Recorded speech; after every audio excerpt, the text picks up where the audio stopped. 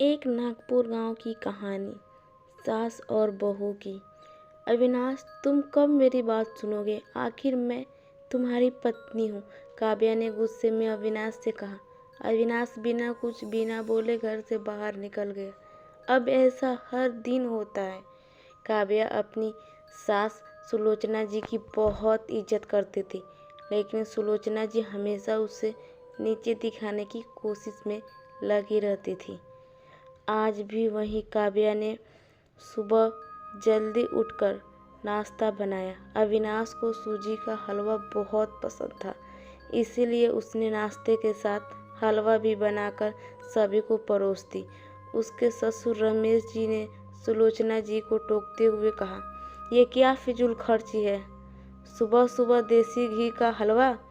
सुलोचना जी ने काव्या को डांटते हुए पूछा, क्यों बहू, ये देसी घी क्या तेरे मायके से आया था? माँ जी, वो इन्हें हलवा बहुत पसंद है, इसीलिए थोड़ा सा बनाया है। यह कहकर काव्या अविनाश की तरफ देख रही थी। शायद वो कुछ बोले, तभी सुलोचना जी ने कहा, मैं सब जानती हूँ। मेरे बेटे का बहाना करके खुद खाने का मन होगा। अविनाश चुपचाप नाश्ता करते रहा। काव्या की आंखों से आंसू छलक गए। इससे ज़्यादा बुरा तब लगा जब अविनाश बिना हलवा खाए ही ऑफिस के लिए निकल गए।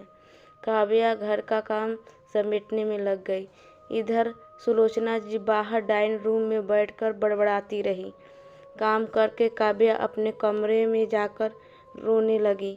कितने नाजों से पाला था उससे उसके पापा ने, उसे आज भी याद है।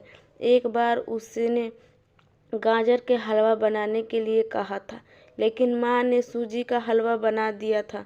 पापा को जब ये पता लगा तो वे तुरंत बाजार गए, वहाँ से ढेर सारे गाजर का हलवा लाए थे। अब उस दिन बिना कहे 2-3 दिन में गाजर का हलवा बनाने लगे। जब उसे सूजी के हलवे के लिए कितनी बातें सुनाई जा रही थी। उसे गुस्सा सास ससुर पे नहीं, अविनाश पर था, जो कि कुछ नहीं बोल पाए।